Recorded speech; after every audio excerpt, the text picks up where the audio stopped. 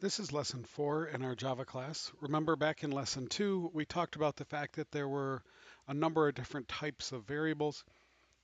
Lesson 3 talked about the string type specifically. And then in this lesson, we're going to talk about some of our numeric types, the integer or the int, and the floating point numbers that we call double that have or could have decimal points in them. So those are going to be a little more similar to the way you may have used variables in algebra class or some other math class, but there's also going to be some differences in Java. For example, the equal sign in algebra says that two things are equal or checks to see if two things are equal, and then if they're not, it might say that there's no solution to an equation. In Java, the equal sign is the assignment operator, which means that it makes whatever's on the left equal to whatever is on the right. So for example, this would say that I equals 3. So it's going to create a new variable called I, and it's going to make it equal to 3. If we had something that was all by itself on a line like I equals 3, it would be changing I to equal 3. However, the other way around won't work. You can't say 3 equals I in Java because this would say change 3 to equal whatever I is equal to, and we can't change the value of a number. So let's create a class to practice these things and see what Java says if we try them. So I will create a new class called lesson 4 for this lesson and create a main. And let's put that first thing inside our main here. We'll say int I equals 3. If we try to print it,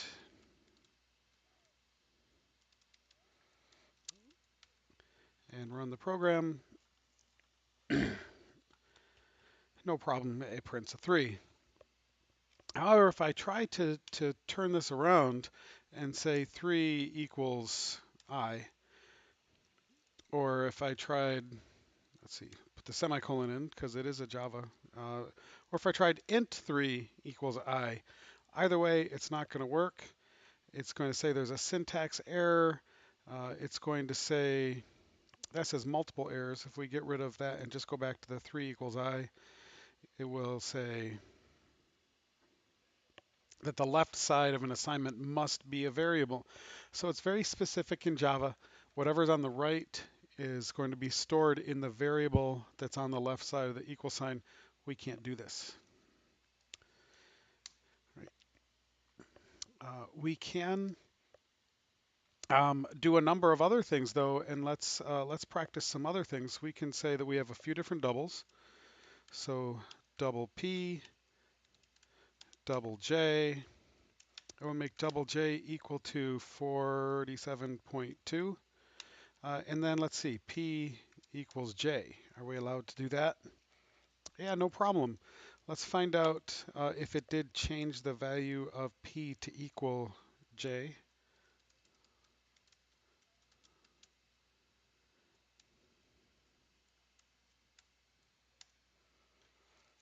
And if we run that, here we said that J equals 47.2. Here we're saying P equals whatever J equals, and it did, it equals 47.2.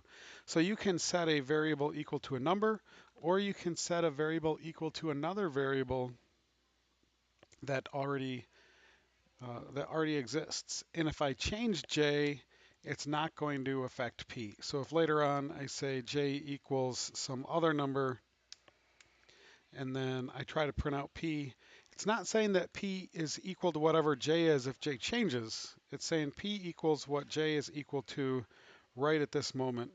So it still equals 47.2, and we could check and see if J really was changed to be that other number.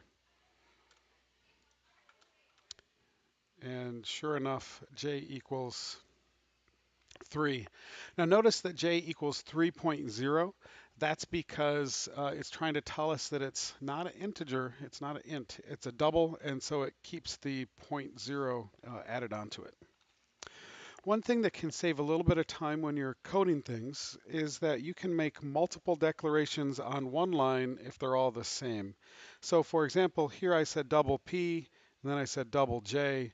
I could have put this J on the previous line if I put a comma, and I could say I have a double named P. I also have a double named J. I could have other doubles if I want. You can initialize some of them. You can initialize all of them. It really doesn't matter. You just have to make sure you initialize them before you try to use them. So I could make other doubles, and you just separate them all by commas.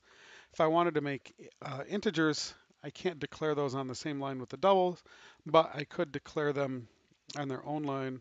And so I could make as many integers as I want. I could make I equals 3. I could make other integers. And as long as I separate them by commas, it will create each one and initialize them if I tell them to.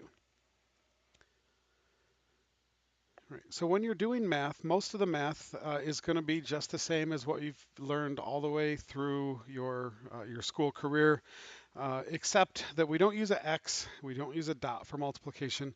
We use a star, the asterisk, but we use a plus for adding, a minus for subtracting, an asterisk for multiplication, and a slash for division. The one that's probably new is the percent, and that's used for modulus, which we'll explain right here. So what a modulus does is if you're doing division of integers, integer division drops everything that would be a remainder. So for example, if I try to do system.out.println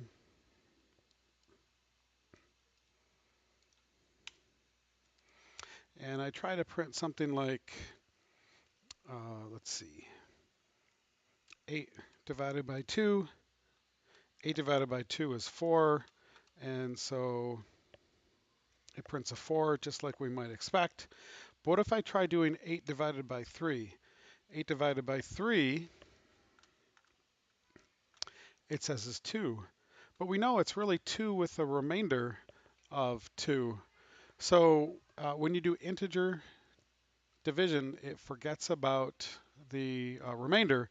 If you want to find out what the remainder is, you use the modulus operator, which is the percent sign.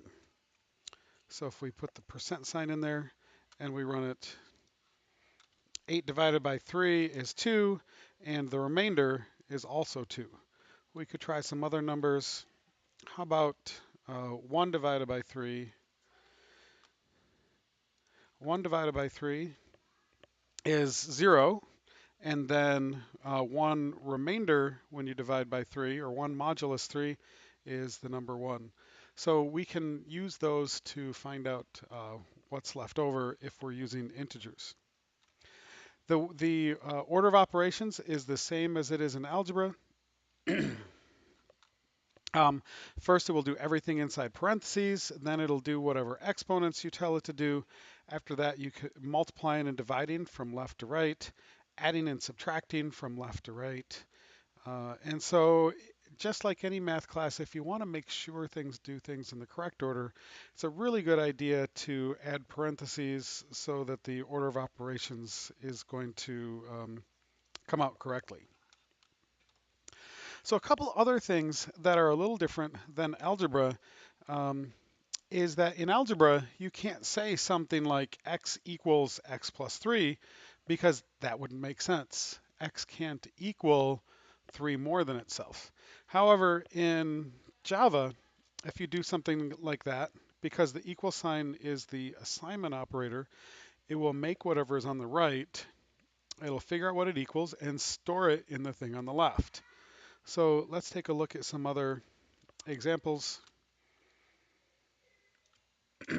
Let's create a integer called count, and we'll say int count, we'll say count equals 4, for example.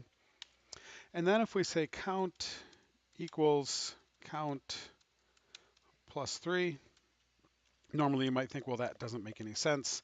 how could count equal 3 more than itself? But what this is going to do is figure out what count plus 3 is and store it in count, eliminating the old version of count. So let's find out what it used to equal.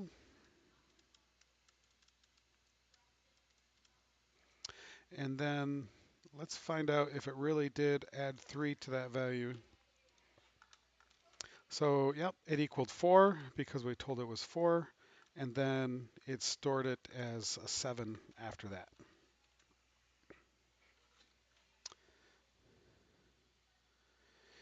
Now there's a couple other ways to change the value of something. Another way is with plus plus or minus minus, which is kind of a shortcut for adding 1 to something. So we could say count equals count plus 1, and that would add 1 to whatever count was. But another way to do that is just to say count plus plus. And what count plus plus does is it adds 1 to whatever count was, and it's called incrementing it because it's changing it by 1 number. Decrementing is subtracting 1 from something, so count minus minus will do the exact opposite. It will take 1 away from count, right? Some other shortcut things, instead of having to do count equals count plus 1, if we wanted some other number, we can't say plus plus if we wanted to add 2, but the shortcut is to say count plus equals 2, right? What this means is add 2 to count, but store it back into count. So if count starts out at 4 and we do plus equals 2, count will now equal the old count of 4 plus 2, it equals 6. And that'll work for all the different operations. We can do count minus equals 2, 4 minus 2. We can do times equals 2, and that will be 4 times 2, which is 8, will be stored back into count. And we could do divided equals 2, and that'll do 4 divided by 2. And then if you do count percent equals 2, 4 divided by 2 is 2 with a remainder of 0, so then it'll store a 0. So we can do all of those different things as a shortcut if we want to change what count equals. All right. And then there's a couple other things with incrementing or decrementing. So we said we could do count plus plus. We could also do plus plus count. And that's very similar. It will just add 1 to count. But if we're doing other things at the same time, plus plus count or count plus plus will do the adding the 1 to it either before or after it does other things. So that's something you might want to play with and see if you can understand how that works. If you have something like int p equals 2 plus q plus plus, so let's take a look at these examples and see what's happening. And of course, because I copied this from Google Docs, I need to change the quotes to not be the curvy quotes. So first of all, Q is going to equal 78, and then P is going to equal 2 plus Q plus plus. So this will change Q to be a bigger number, and then it'll add P to either the original number or the new number for Q. So let's figure out when it's Q plus plus what happens. It says Q is now 79, P is 80. So it took the original version of Q, added it to 2, stored that in P, and then after that, it added 1 to Q. If we do this the other way around, plus plus Q, this time it adds 1 to Q first, then adds 2 to that and stores it in P. So this time P is 81. So normally we want to do the plus plus, but occasionally, normally we'll do something like Q plus plus, but occasionally we want to add 1 to it before we use it. And then another way, just to not even have to worry about that, is to be a little more careful with the way that you do things. So we could just say up here, q plus plus and then plus 2. Now we know that the q plus plus is going to come first. It's going to make q bigger. Then it's going to add 2 to q and store it in p. If we didn't want it to do it in that order, we could store it and then we could add 1 to q. So it might be a smarter way, especially when you're new at Java, to not try to do too many things all in the same line.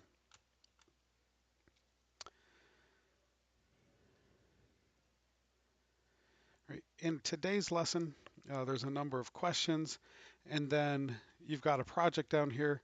For this project, we want to print something, print a math problem, and then we want to print an equal sign, and then we want to print what it equals to.